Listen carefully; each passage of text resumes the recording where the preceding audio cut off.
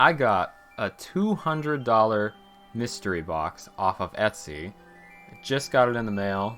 Looking at it now, it's a bit smaller than I was expecting for the price point, but I know how expensive Pokemon cards can be. This is supposed to include some vintage stuff in it, but I don't want to spoil anything, so I won't say anymore, and we'll just get straight into opening it. I was actually binging YouTube videos of mystery box openings yesterday, so they got me pretty hyped for this. So let's see what the first thing we pull out of here is. No particular order, and it's some celebration sleeves. I mean, that's cool. We're gonna need some sleeves for all the stuff we're gonna get in here. That's probably intentional that was put at the top of the pack. Alright, and next we've got... Oh, kind of surprised I pulled this one so early. See, Chilling Rain on top. And there's supposed to be any packs ranging from X and Y to modern sets. I've never opened anything from X and Y, so hopefully I get something from there. And we saw behind the Chilling Rain, there's a Crimson Invasion. I believe I've only opened one Crimson Invasion, which I got at my local card shop, and a mystery pack from them as well. But their mystery pack was literally just a single booster pack. Otherwise I would have made a video on them as well. I suppose I still could, I just have to buy a bunch of them. So nothing in that first pack. And I have no idea what this is. I don't think I've ever seen this before. So I think I'll save that for last. Totally unfamiliar with this set, but the one I got from my local card shop, I think it was Crimson Invasion that I pulled a rainbow rare Buzzwole. Ooh, Gyarados. I don't even know what GX is, but Gyarados! I wouldn't say I'm a Gen 1er because, I mean, I skipped Gen 1 when I was a kid, but I definitely do like the older generations of Pokemon more than the newer generations. It's most likely because I watched the anime, and I also played games like Pokemon Snap and Pokemon Stadium on the N64. I even played Hey You Pikachu. Don't let my voice deceive you. I do not regret that one bit. Okay, so like I said, I'm gonna put this one to the side and save it for last. Oh, okay, so we've got XY Evolutions. This is the most expensive pack so far. It's like $17. I've never opened one of these, but I'm assuming the most expensive card in the set is probably Mega Charizard. But since these are so much more expensive than what I'm used to opening, I should probably actually pay attention to this one. So we've got Caterpie, Doduo, Pikachu, Machop, and a reverse Onix for the final card. I'm guessing that X and Y probably has a different card trick, but oh well. Anyway, we've got another pack of booster packs. Starting off with Crimson Invasion. That's kind of surprising that we're already getting a duplicate. I don't mind though, since I'm still so new to the set. Not to mention that this is the only set we've opened so far that we've actually got anything worthwhile. But it looks like we're not getting anything this time. Next up, we've got Vivid Voltage. I've opened a few of these, but the only one that's coming to mind is the most recent one. I opened it with my friends in I got a Dragapult Prime collection box. My friend's first experience with opening cards, he actually got totally ripped off because we couldn't quite see the prices they had marked because all the Pokemon cards were behind the counter. And I thought they were selling 3 Evolving Skies booster packs for $9.99 in one of those 3-pack blister packs or whatever they're called. So I just told him to get that.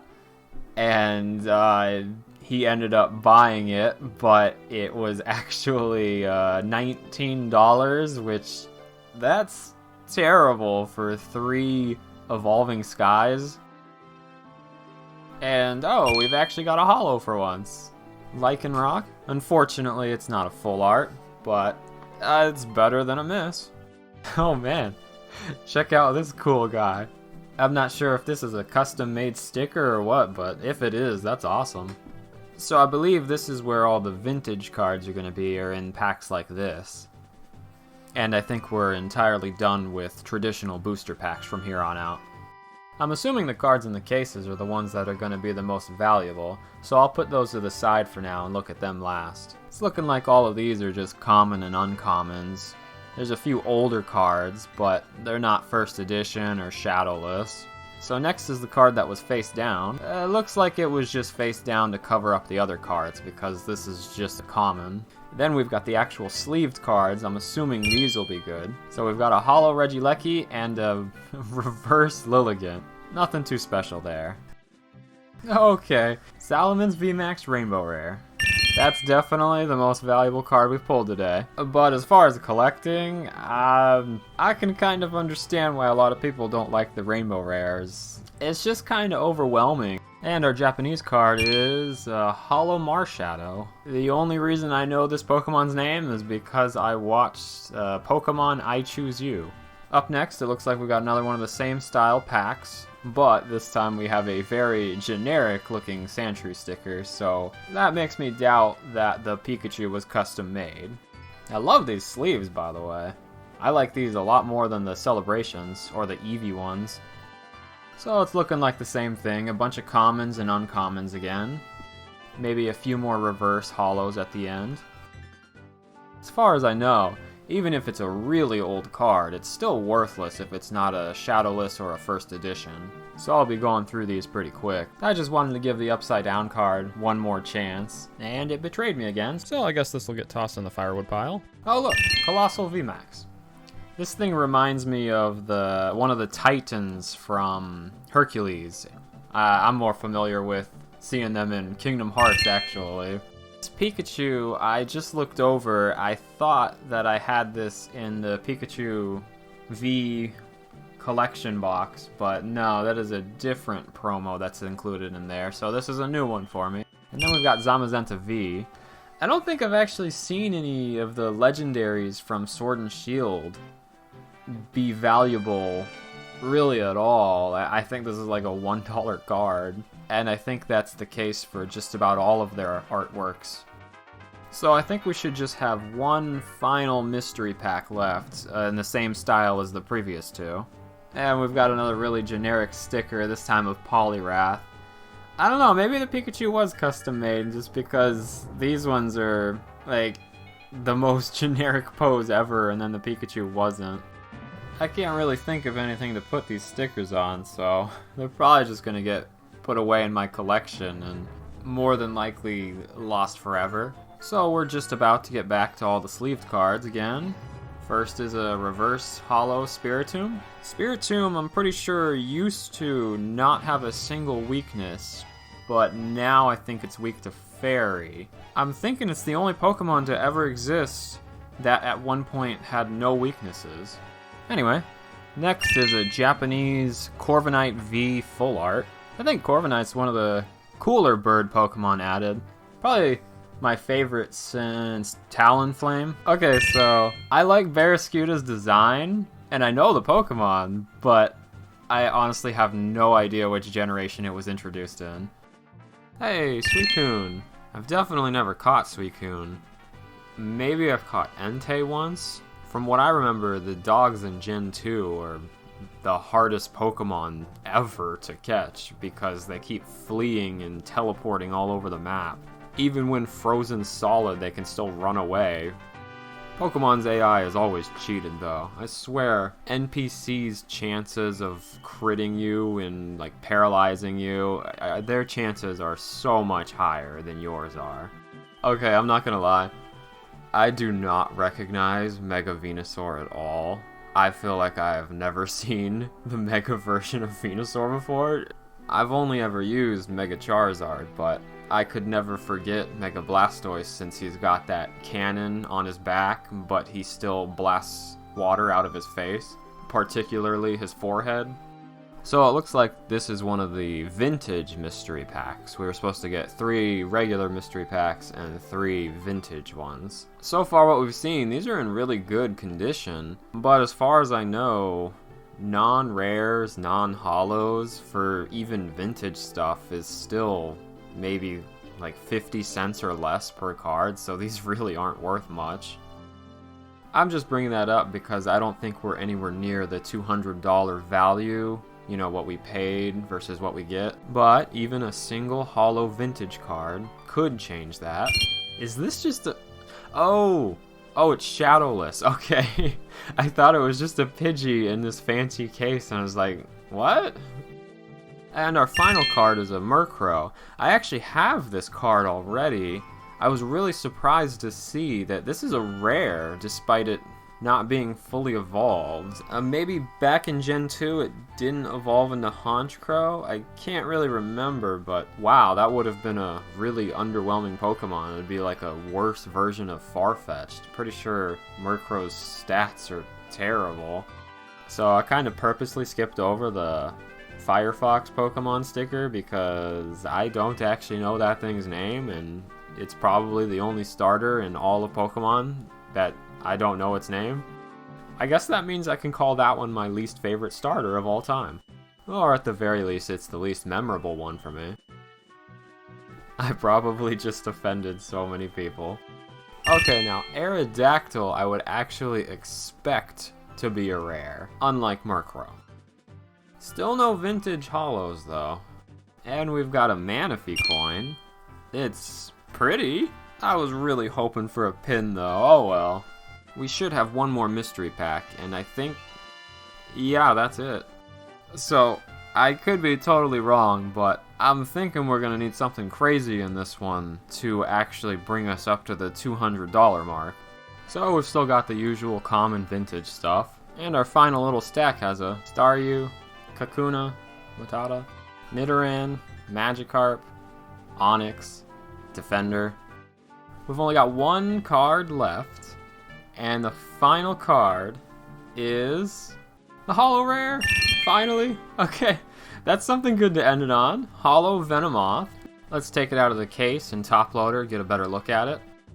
I can already see it's not in the best condition, but the camera's probably having a hard time picking it up with everything covering it. Okay. It looks like I couldn't quite see it clearly either because, yeah, this is even worse than I thought it was. It's got scratches all over the holo pattern. Actually, no, it looks more like it's just got scratches everywhere all over it. I don't think referring to this as heavily played does it justice. I think I'd refer to it more something along the lines of shipped via FedEx. Well, let's get this put back away, and we actually still have that weird pack that I didn't know what it was, but I actually ended up looking it up just so I wouldn't be so ignorant.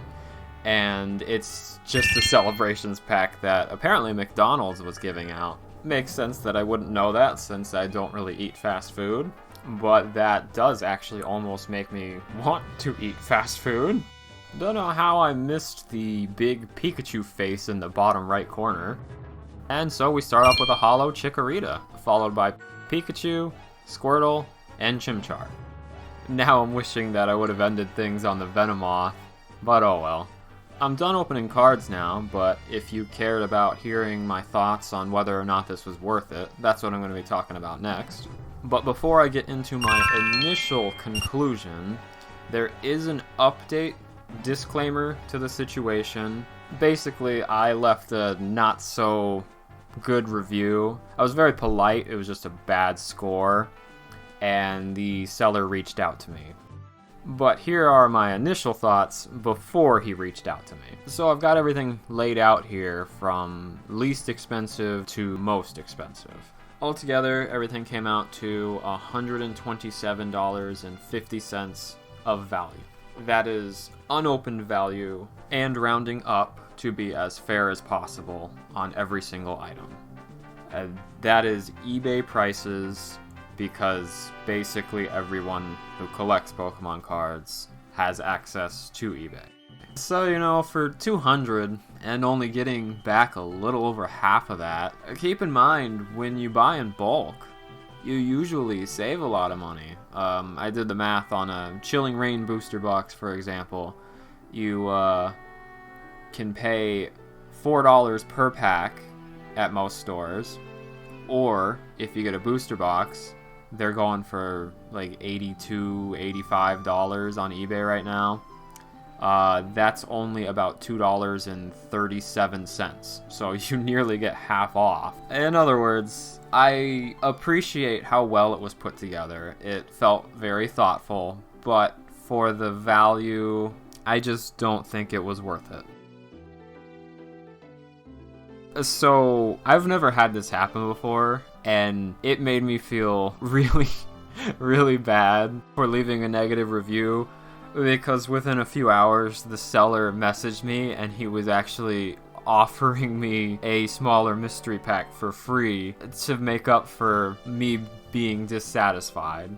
So basically, while I stand by saying that I don't think I got my value's worth in the original mystery pack, that is some seriously impressive customer service, and I wish that guy the absolute best. But what do you guys think? Let me know down in the comments. Was I too harsh? Am I expecting too much from mystery boxes? This is the first time I've opened one, so I am really unfamiliar with them and don't know what to expect entirely. And if you wouldn't mind liking or disliking and subscribing to my channel, it would really help me out since I'm new. Other than that, thank you so much for watching, and I'll see you again soon.